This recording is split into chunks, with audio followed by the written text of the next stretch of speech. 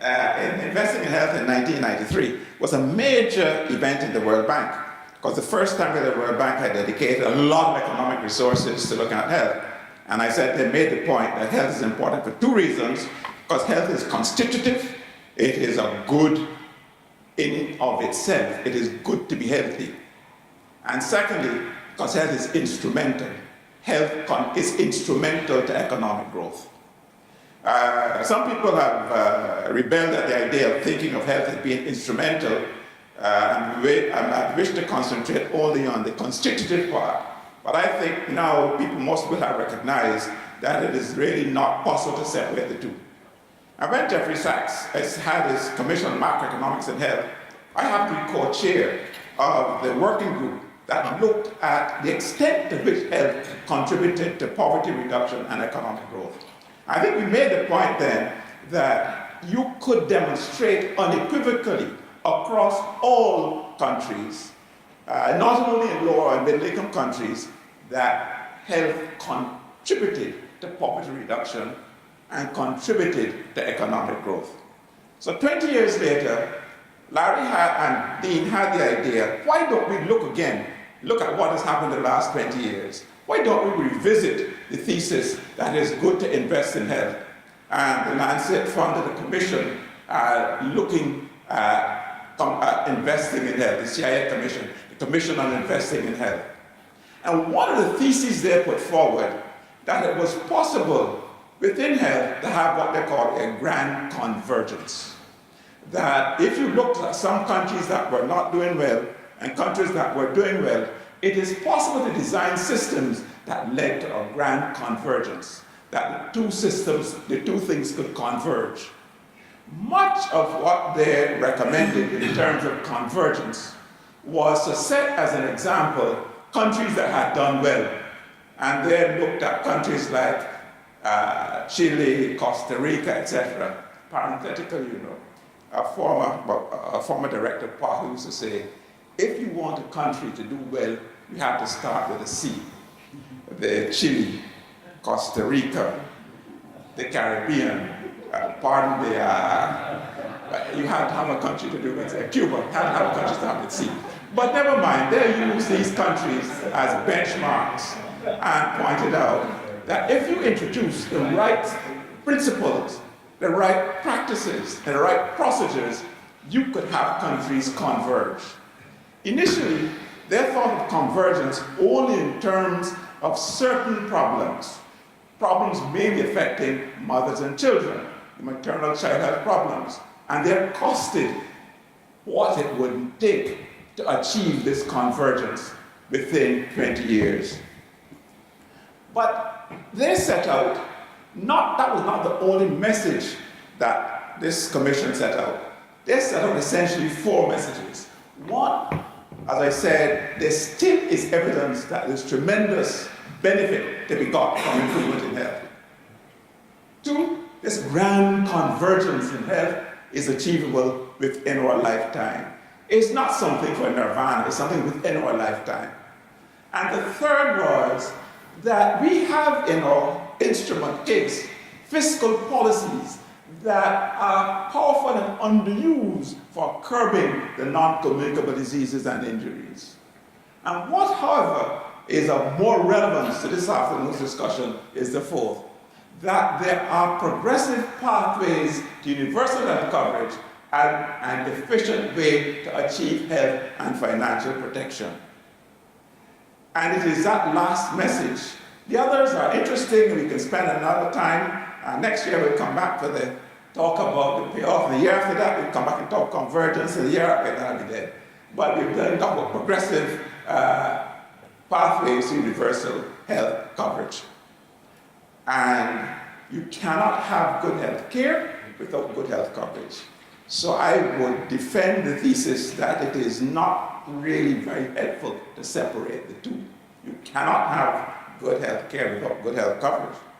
Now, we said in that commission that if you looked at the major challenges we could predict for the next 20 years, we said there are basically 3. There are the health challenges of the poor, vulnerable groups of the lower and middle income countries. But just remember that sometimes you run the risk of thinking that the poor and poor countries are synonymous. Majority of the world's poor live in middle-income countries. They don't live in poor countries. So when we talk about the challenges of vulnerable groups, we talk about challenges of low and middle-income countries, but also we include the challenges of the poor that are found in middle-income countries. The second mega problem is what we call the demographic transition, the shift in the disease burden. We always say that the world has passed from the stage of famine and pestilence to the stage of the degenerative and chronic diseases. In some countries, this transition has been rapid, in some it may be slower, but in all countries of the world, we are observing this transition from basically the communicable diseases, etc., to the stage of the non-communicable diseases. And the third major challenge is the inadequate financial arrangements and the fact that the large numbers of our brothers and sisters are being driven into poverty or failing to escape from the poverty trap because of what they spend on health care. And we reckon that 150 million people suffer financial catastrophe every year because of what they have to spend. And our contention, this is inequitable. This is not right. It should not happen that so many people should be driven into poverty because of expenditure on health. And in order to address this, one of the tools is that of universal health coverage. And there are lots of very eloquent and elegant definitions, but there are three things I want you to remember, two and a third. And the essential one is we want coverage with services of good quality, and I want you to remember all of those. Service coverage, services, good and quality. And remember, when we speak of services, I'm going to come back to this because it's an important one. We speak of services that include promotion, prevention, cure, rehabilitation, and palliative services. That last one is the one we tend to ignore, palliative services. The other one is financial risk protection. We don't want anyone to be impoverished because of expenditure on health. And the last one is not usually included in a definition of universal health coverage, but I like it. It's what I call health security. When Beveridge launched the National Health Service, the letter that was laid on the doorstep of all Englishmen and Englishwomen at that time was the security of knowing that you would have access to services when you need it. So this health security, for me, is really terribly important. And we say universal health coverage is the end stage of universal population coverage with a comprehensive set of interventions and zero or close to zero out-of-pocket expenses for all those interventions. There is coverage, services, good quality, and then there's financial risk protection and the knowledge that you have services when you want to have them. Now, we're all moving to the stage of sustainable development goals, and I'm not going to go through them. But one of the things that is quite interesting, I think important, that the health goal is number 3. It's high importance in the sustainable development goals. And we say that address the sustainable development goals, you have to address the problems of the non-communicable diseases, the diseases of the future. You cannot forget the unfinished agenda of the Millennium Development Goals and some other health problems which you're going to have to deal, which I wouldn't go into. And if you're going to do this, the instrument that is critical for addressing these, is universal health coverage. And universal health coverage is founded, I think, certain essential and fundamental principles. The principle of human rights. It is right to have access to these services. The principle of there being equity. That equity means there should not be a difference that is without your volition, outside of your volition. There is inequality for which you are not responsible. So it's inequity. And the third is what I call proportionality. I was saying to James Hospital recently that you learn when you read Aristotle's Ethics that the greatest form of inequality is to treat unequal equally. And what we think in an apportionment of health services, proportionality is also a very important consideration, as Aristotle said. Now, what we said in this commission, access to services alone without protection for financial ruin is an empty promise. I don't know anyone speaks Spanish here? No one. You do? No, it's an intelectia pura, as they say in Spanish. Access to service alone, empty promise. Empty promise. Similarly, there's little insurance value or peace of mind if you provide this protection and they're not good services. It makes nonsense, one without the other. And this one is essential messages that comes out of our report. Now, if you're going to provide financial protection, there's essentially three things you need to do. Expansion of prepayment and risk pooling over time to cover everyone. Extend financial risk pool to cover everyone. And I believe, not only for philosophical reasons, for good practical, technical reasons, elimination of user fees for the poor for very high value health interventions. And you should be clear about the benefit package you provide, and that the benefit package should grow as resources grow. The rich countries are going to provide a benefit package that is better than the middle-income countries, yes. But the essence should be, as your resources grow, the size of your benefit package should grow as well.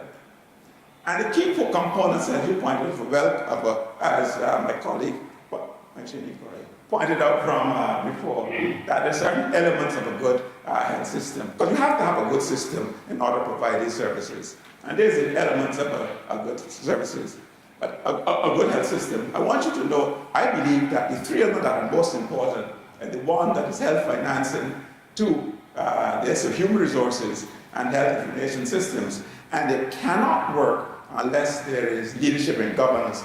That's why I'm so pleased to see my minister here this afternoon. Leadership and governance. Now, this is a cube that is common. You see it all over.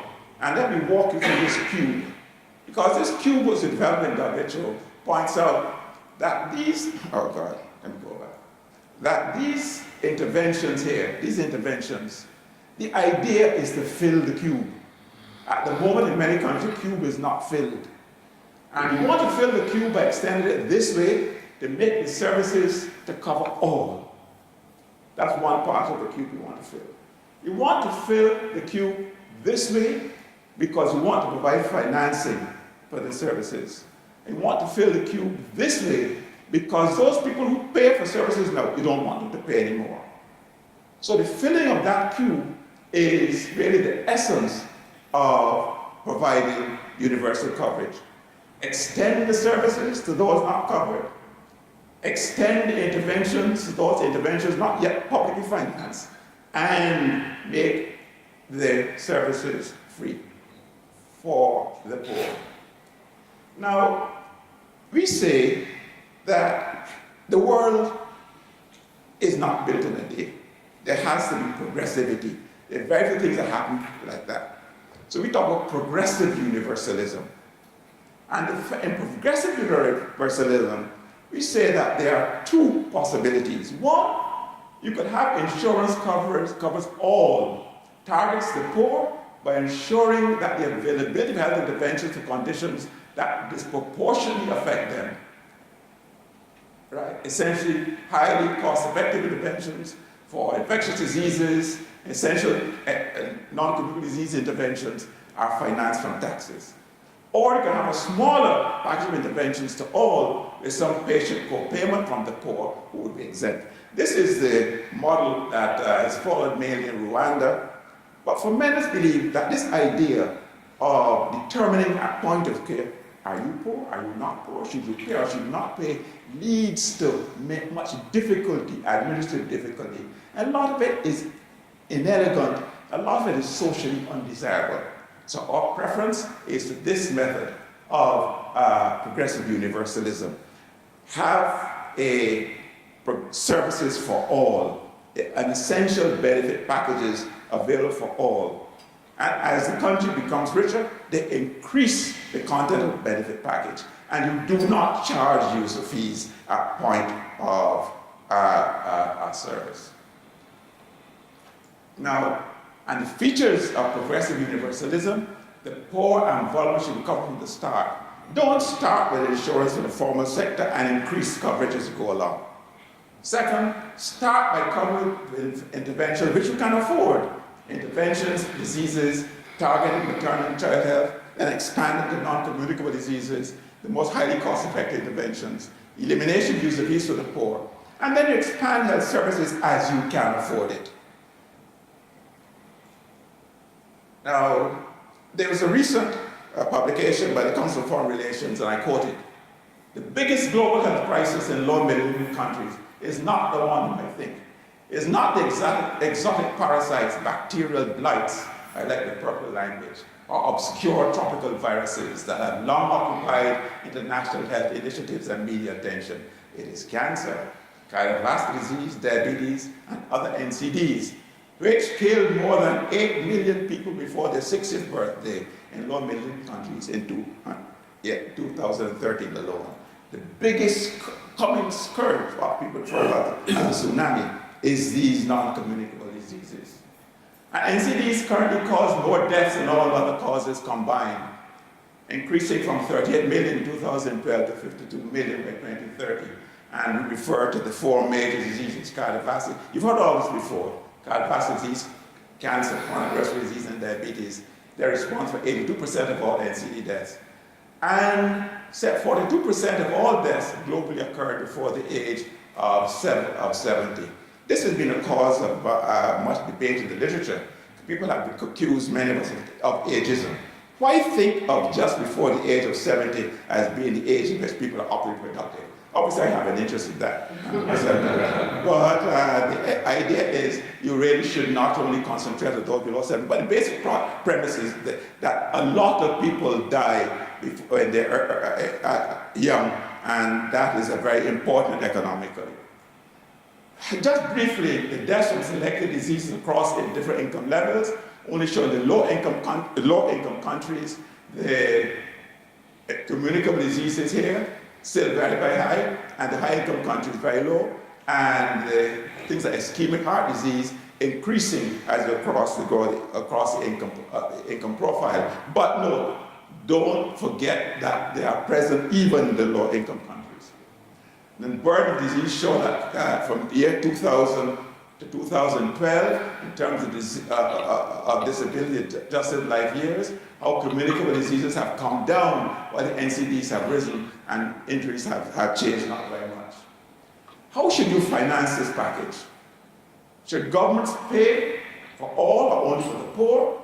And OECD countries, governments finance the whole package. Should there be community financing options? We use the fees retained and managed locally. I give you our thesis. Introduction of user fees at levels that do not discourage the poor is likely to be more useful for improving technical efficiency than for raising financial revenues on a nationwide basis. It is often mythical to believe that you can finance the health system but from user fees on the backs of the poor. And I believe this is almost a statement of faith on my part that user fees are retrogressive. Now, we say that no country can achieve universal health coverage on the basis of voluntary purchase of private health insurance. I agree with you. Private health insurance, no. Some of the population who can afford it will not join, and some will not be able to join because of unaffordability. So achievement of universal health coverage requires compulsory enrollment or automatic entitlement. Now, where will the money come from? The money will come from, in the Lancet report, we did some calculations. If you project GDP growth over the next couple of years, we think that from 2011 to 2050, you'll have GDP growth in all. We did this even during the economic crisis. We thought there'd be economic growth. We thought there could be increased mobilization of domestic resources through taxation. Put a query against that, and I'll show you why. Intersectoral reallocation and efficiency gains, eliminating subsidies and external resources. Many of the consultants to whom you mentioned, as Ross Perot would say, the ones that wear alligator shoes, will tell you about, let us in the poor countries mobilize domestic resources. Let us have efficiency gains. It sounds good. It really sounds good. But let me show you this. Jeffrey Sachs' article in The Lancet pointed out about the 50 poorest countries in the world, the minimum package for essential public health services, about $50 to $60. The GDP in these countries is about $300. That is what it is in these 50 countries. The public revenues comes from 20% of GDP is only about $60. And the health budget, if you follow a budget declaration and allocate 15% of the public revenue to health, you talk about $15. So where's the other $40, $50 going to come from? These countries just don't have it. So it's spitting in the wind to go and say to these countries, raise taxes, find more money, allocate these resources internally. It just isn't there. This is one of the things that I call almost sinful, to advise countries in this regard when the money just isn't there. So this big funding gap from $40 to $50, which is going to have to come from external resources, whether you like it or not. In conclusion, the Minister of Health from Jamaica said, let us remember, universal coverage is a journey, not a destination. You don't achieve universal coverage and say, I have universal coverage perfectly. It is a journey. And all of us start on this journey. I mean, all of us, I don't run a country. All of the countries start on different stages and will progress according to their own capabilities. Just remember that. Most countries will fall short on one or other of the three dimensions.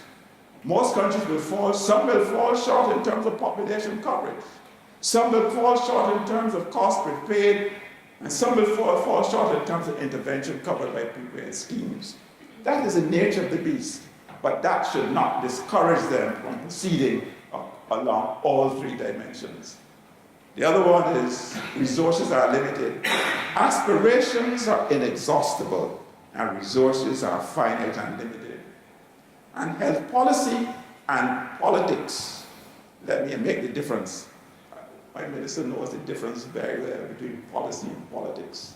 Health policy and politics will often determine if movement proceeds in a balanced way of privileges, one or the other. And I'm going to end by making this comment, which may surprise some of you.